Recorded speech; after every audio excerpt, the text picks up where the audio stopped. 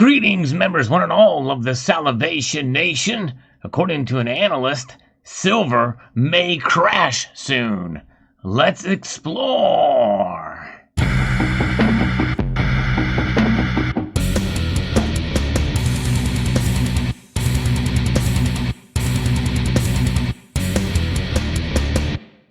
Yes, this metal that you see before you here, silver, very well could crash soon, according to this analyst. And we're going to take a look and see exactly what's behind this analysis, because I am bullish on silver, at least by the end of the year. At some point, I believe it still, even though we've seen some dips, in fact, we did see it touch $25 an ounce and some change. I still think it could hit $30.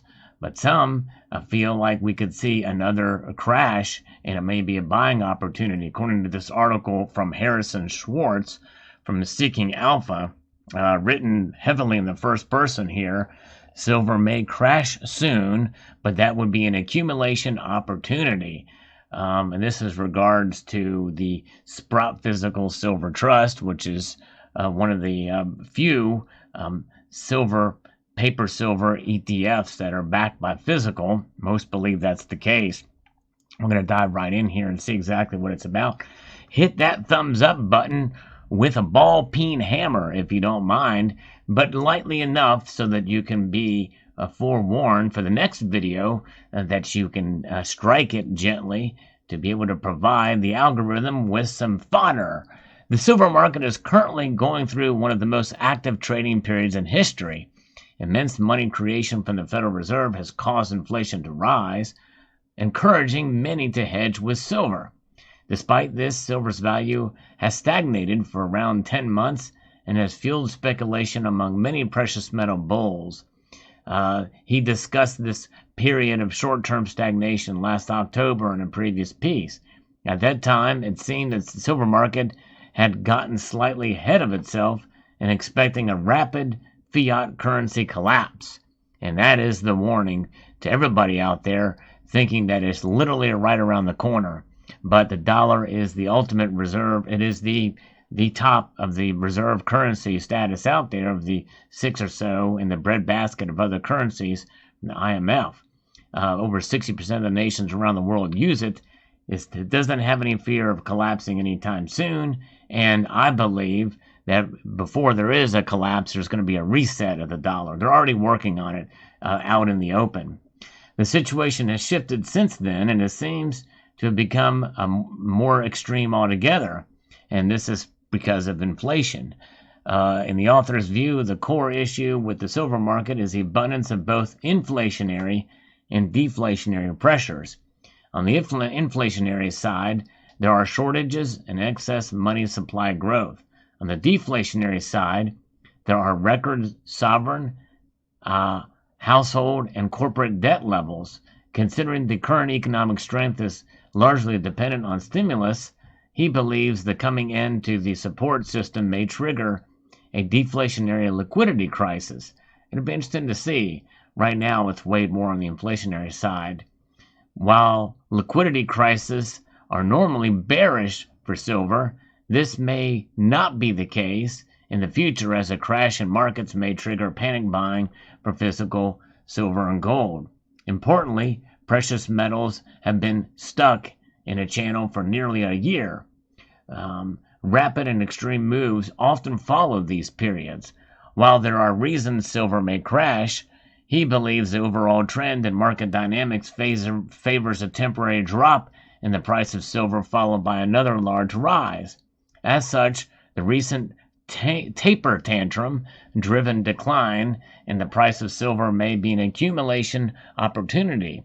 And so let's take a closer look here. And so, therefore, whenever we do see these large movements in gold and silver prices, the best thing to do is not panic, because usually there is a corrective time, an amount that happens just as fast. And so maybe it is timing these drops, especially if it's a massive one. And so I kind of agree with him that it could be an accumulation opportunity. So first we have to take a look at the overall monetary environment that Mr. Schwartz is bringing to us here. The price of silver is driven by inflation expectations, which are most easily measured by the difference in yields between fixed treasury bonds and CPI indexed treasury bonds. While real experienced inflation is likely above this level, it is a metric that the Federal Reserve and most financial institutions watch, causing it to impact the price of silver significantly. I will note that the CPI measure has been changed since the 80s, and likely it is higher because of kind of what he references there. They measure it in a different way now. There is currently a close relationship between the inflation break-even rate, the U.S. monetary base, and the value of silver as tracked by the Sprott Physical Silver Trust. We can see here in this chart, which kind of gives us kind of where these things are kind of deflating together here. The U.S. monetary base measures the total amounts of effective cash in the economy, which includes hard currency from mints and printing presses and cash from the Federal Reserve's quantitative easing program, which is not physically minted, but effectively the same. They digitize as well. Lately, the growth of the monetary base has allowed the U.S. government to pursue aggressive deficit spending programs to try and keep the economy from sinking. As expected, this doubling in the amount of cash in the economy has helped cause inflation to rise to a 13-year high. Recently, the Federal Reserve stopped publishing the monetary base weekly, and I've talked about that in previous videos. As such, the chart above does not fully show the recent decline in the monetary base, which has occurred due to the spike in the reverse repurchase liabilities. That said, the amount of cash in the economy has actually declined recently due to an immense spike in demand for repurchase agreements, and that I did not know. These agreements allow commercial banks to send excess cash back to the Federal Reserve for a near zero return. Banks pursue repurchase deals when they cannot make loans with their cash due to hitting the maximum leverage levels. This essentially is the opposite of what they did from September to December of last year, 2 years ago in 2019, actually, with these repurchase agreements when they injected almost $750 million within weeks. While reverse repurchase agreements are temporary, they are effectively permanent since these agreements are being rolled on expiration. That on the back end of what the Biden administration has now struck this deal for this infrastructure package. While mentioning this deal is there, it's contingent on now another shift where they want to be able to add this human infrastructure addendum, and so they're going to try to bait and switch these wishy-washy Republicans that are kind of giving in to this big, huge infrastructure package.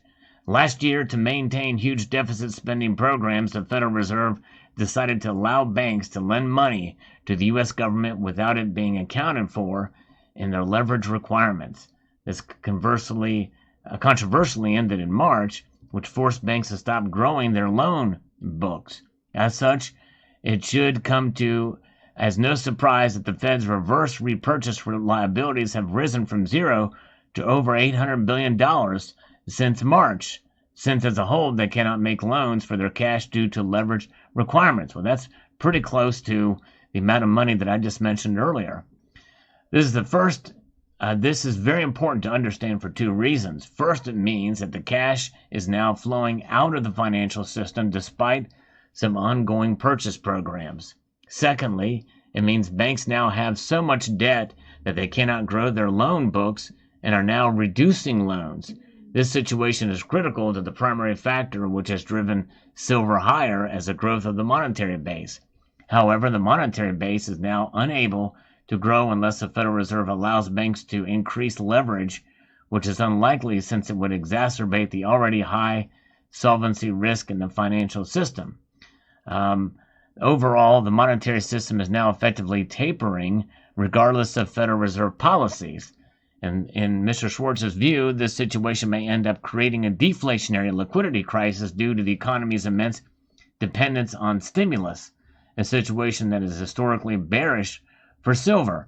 I think that could happen, but I think it may run under the radar because of all these government spending programs and essentially working it against it. And they're going to do whatever they can to keep these banks afloat. So if there's any problem with them not being able to keep afloat because of reduction of loans, well, they'll just do another repo program like they did between September and December 2019. So that means that I don't think the deflationary thing will happen.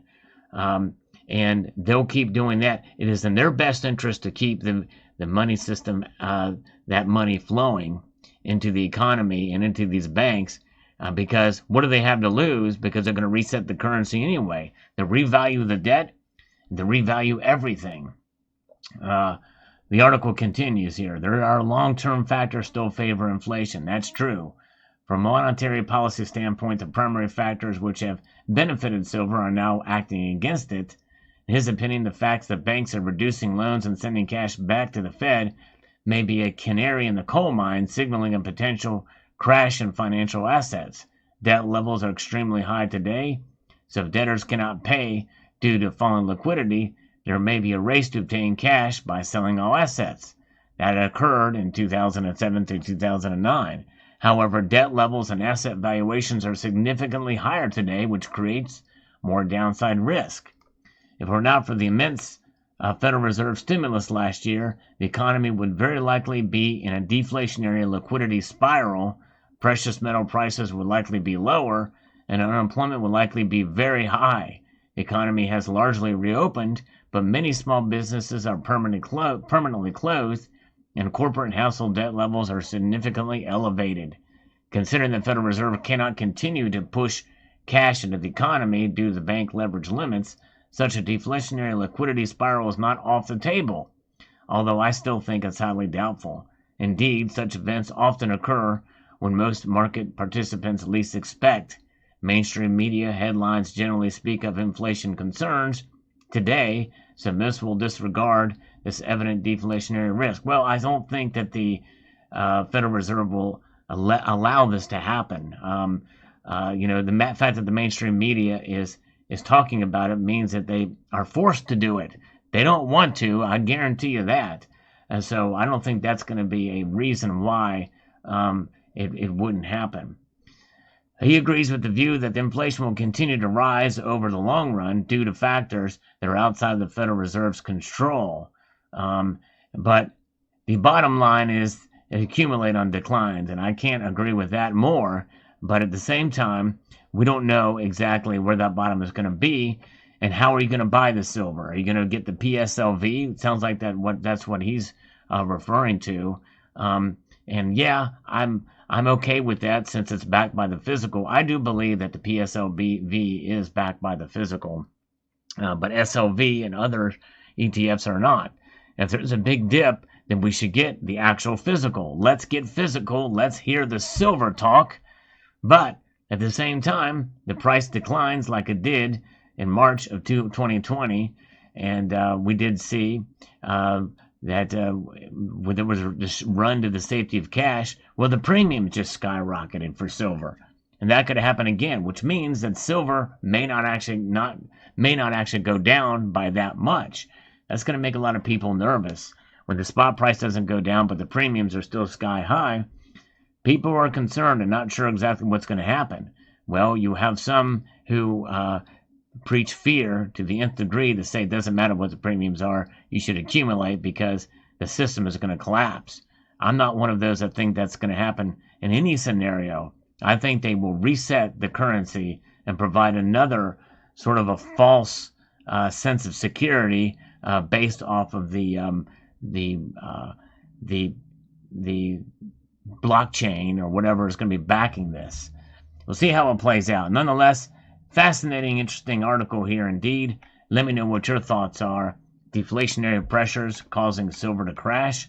I'd like to extend a multitude of gratitude to you all for taking the time to watch and encourage you to keep on stacking when you can and however you can, and rate, share, comment, and subscribe. Just missed a scam call. Dang it.